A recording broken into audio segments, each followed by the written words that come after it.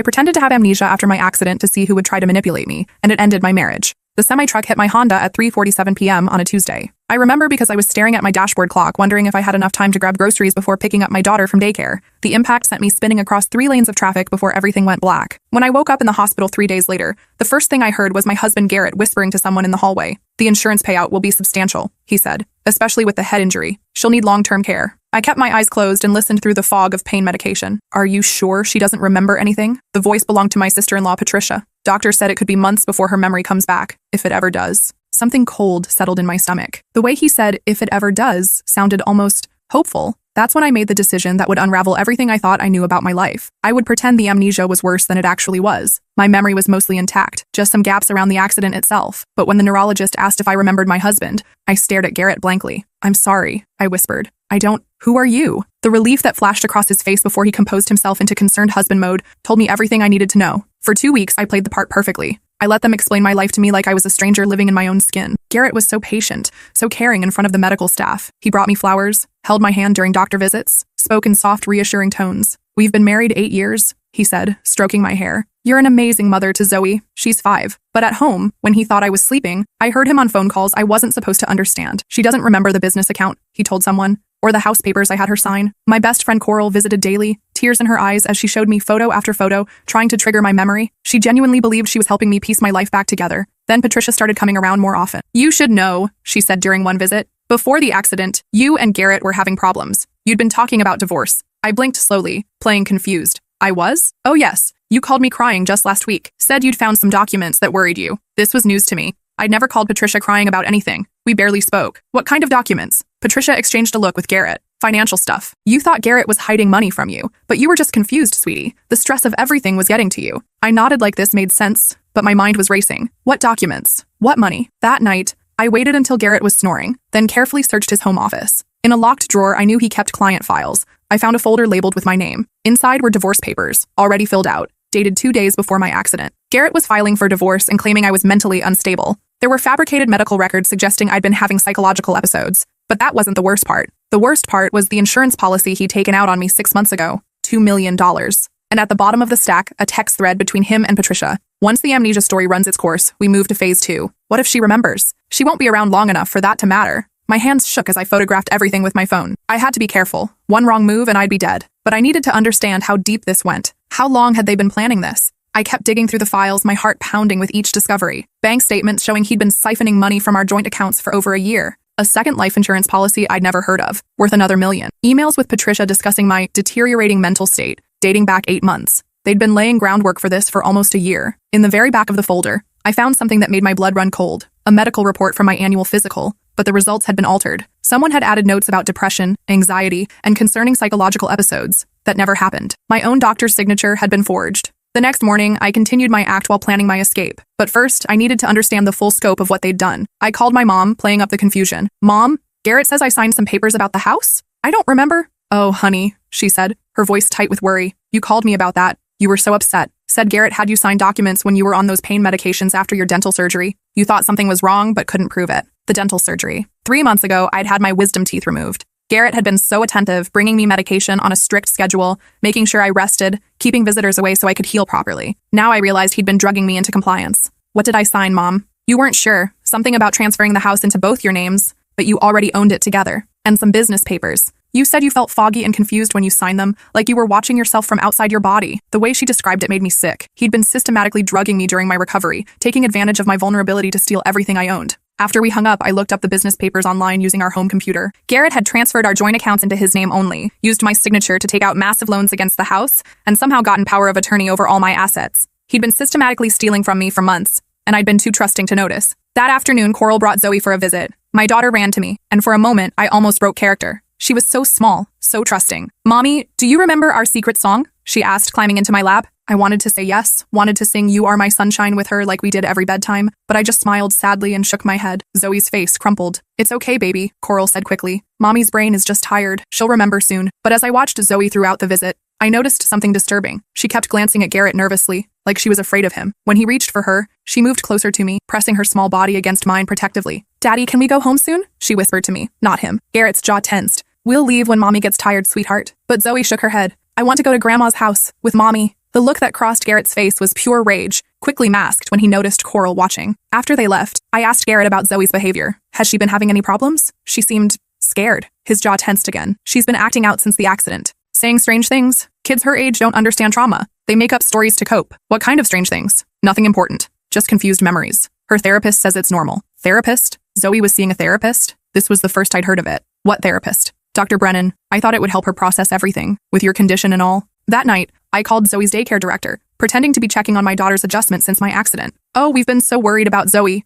Mrs. Holloway said. She's been telling us some very concerning stories about her daddy. We weren't sure if we should call child services. My blood ran cold. What kind of stories? She says daddy gets angry when you're asleep, that he talks on the phone about making you go away permanently. She's only 5, so we assumed it was her way of processing your accident, but the details are quite specific. Has she said anything else? She drew a picture last week. It showed 3 people, you, her, and daddy. But you were under the ground and daddy was smiling. When we asked her about it, she said daddy told her you might go live with the angels soon, like her goldfish did. My hands were shaking so hard I could barely hold the phone. She also told us that daddy has been giving you special medicine that makes you sleepy, and that he talks to Aunt Patricia about how much money they'll have when you're gone. After I hung up, I sat in the dark bathroom, shaking and trying not to vomit. Garrett wasn't just planning to kill me, he was preparing our 5-year-old daughter for it, telling her I was going to die soon, making her complicit in her own mother's murder. What kind of monster does that to a child? The next few days, I watched him more carefully. He'd increased my pain medication without telling me, always bringing it with water and standing there until I swallowed the pills. I started palming them instead, hiding them under my tongue until he left, then spitting them out and flushing them down the sink. Without the constant fog of medication,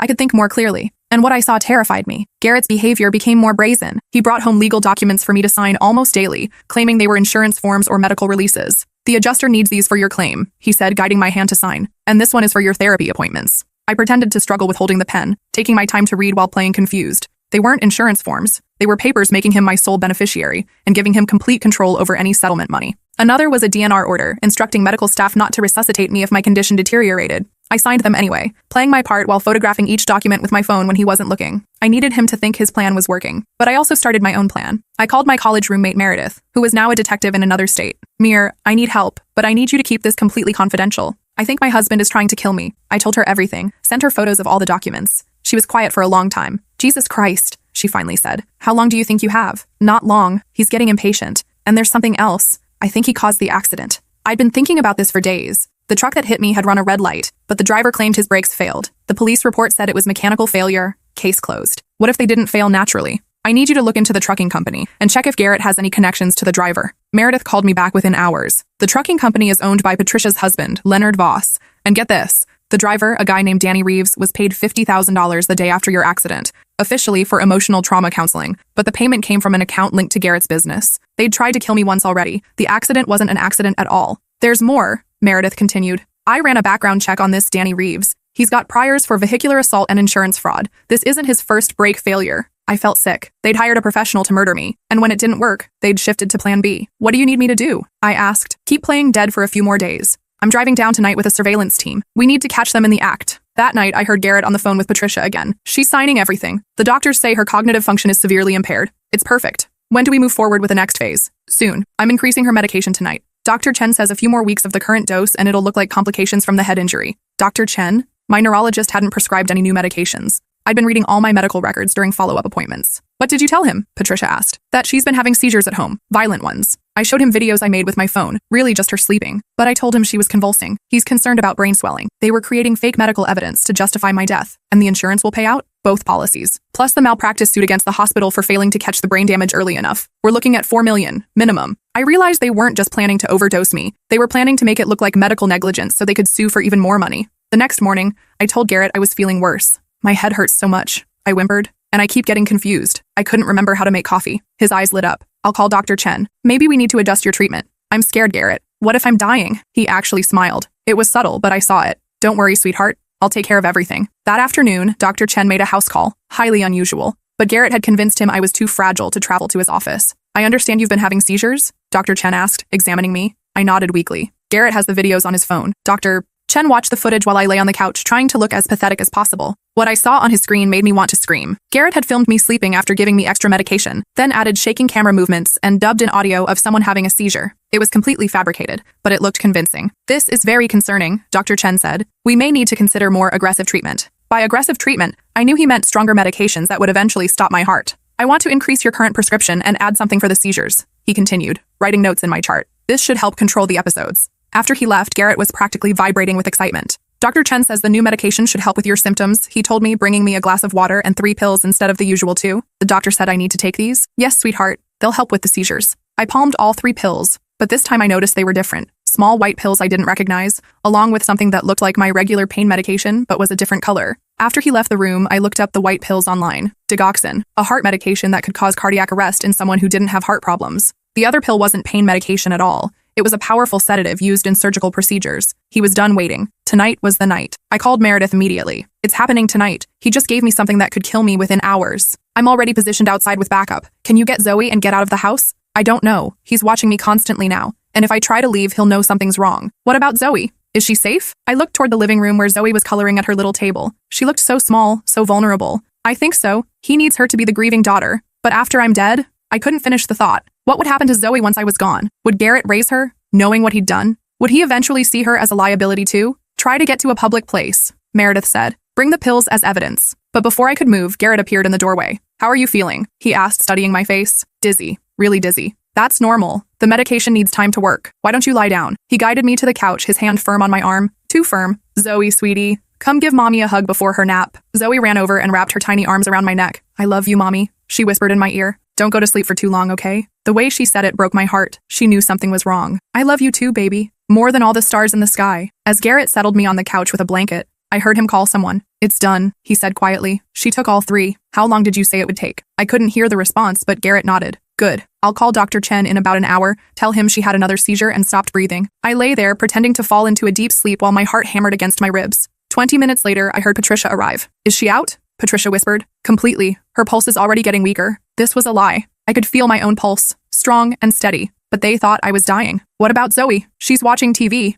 I told her mommy needs to sleep for a very long time. You're sure the pills won't show up in the autopsy? Dr. Chen will rule it as brain trauma complications. The digoxin will be undetectable by then, and the sedative will just look like medication for the seizures. They stood over me, watching me die. How much longer? Patricia asked. Chen said 30 to 45 minutes. Her breathing should stop first, then cardiac arrest. I forced my breathing to become shallower, more irregular. There, Garrett said with satisfaction. It's starting. That's when I heard Meredith's voice outside. Police, open the door! Garrett and Patricia froze. What the hell? Garrett hissed. The front door burst open and officers flooded in, Meredith leading them. Nobody move. I opened my eyes and sat up slowly. Hi, honey, I said to Garrett. Surprise? His face went through about 17 different emotions before settling on pure rage. You lying bitch? Actually, you're the liar. I just pretended to be brain damaged while you planned my murder. Patricia tried to run, but 2 officers blocked her path. We have everything on tape, Meredith announced, holding up a recording device. The fake medical reports, the insurance fraud, the conspiracy to commit murder. Oh, and we found your friend Danny Reeves. He's very chatty once you offer him a deal.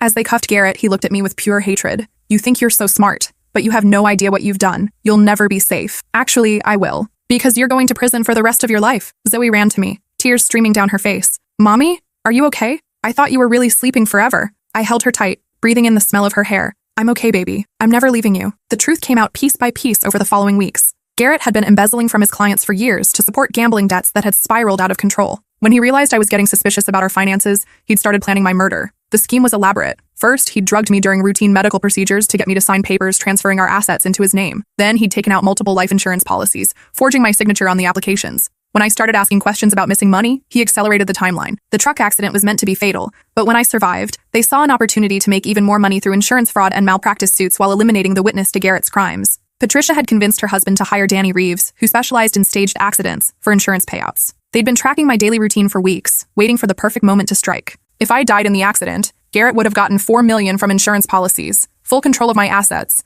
and no investigation into his embezzlement. The fake amnesia had actually saved my life. It gave me time to gather evidence while they thought I was helpless. During the trial, more victims came forward. Garrett had been running similar scams on elderly clients for years, using his position as a financial advisor to manipulate vulnerable people into signing over their assets. One woman, Mrs. Rodriguez, testified that Garrett had convinced her to sign power of attorney papers while she was recovering from hip surgery. He'd told her it was temporary, just to help manage her bills while she healed. Instead, he'd transferred her entire life savings to offshore accounts. Another victim, an 82-year-old widower named Frank, had trusted Garrett to manage his retirement funds. Garrett had been slowly draining the accounts for 3 years, sending Frank fake statements showing steady growth while actually stealing nearly $200,000. The prosecutor called it one of the most sophisticated financial elder abuse schemes she'd ever seen. But the attempted murder charge was what really sealed Garrett's fate. Dr. Chen testified that Garrett had shown him fabricated video evidence of seizures, convincing him to prescribe dangerous medications for a condition I didn't have. Danny Reeves, the truck driver, broke down on the witness stand and admitted he'd been paid to cause the brake failure that nearly killed me. I was supposed to make it look like an accident, he sobbed. But I've never actually killed anyone before. When she survived, I thought maybe it was a sign I should stop. Patricia tried to claim she was just following Garrett's lead, that she didn't know how far he planned to go, but the text messages told a different story. Can't wait to spend that insurance money, she'd written the day after the accident. $2 million will go a long way toward the life we deserve, Garrett had responded. What if she remembers everything? She won't be around long enough for that to matter. The jury deliberated for less than 2 hours. Garrett was sentenced to life in prison without parole for attempted murder, plus 25 years for financial elder abuse, insurance fraud, and conspiracy. Patricia got 20 years as an accessory to attempted murder and fraud. Danny Reeves received 15 years but would be eligible for parole in 8 due to his cooperation. The day the verdict came down, I was sitting in the courthouse with Zoe on my lap. She'd been in therapy, processing everything, but kids are remarkably resilient. Is Daddy going to try to hurt us anymore? She asked. No, baby, he can't hurt anyone anymore. Good. I didn't like pretending to love him. That broke my heart. My 5-year-old had been protecting herself by pretending, just like I had. You never have to pretend with me, okay? You can always tell me the truth. She nodded and went back to coloring in her activity book. Later that evening, Coral came over with takeout and wine. I still can't believe I never saw it, she said, shaking her head. He was so convincing during those hospital visits. I actually felt sorry for him. That's what made him dangerous. He was good at being whatever people needed him to be. How did you know to keep pretending? Most people would have confronted him immediately.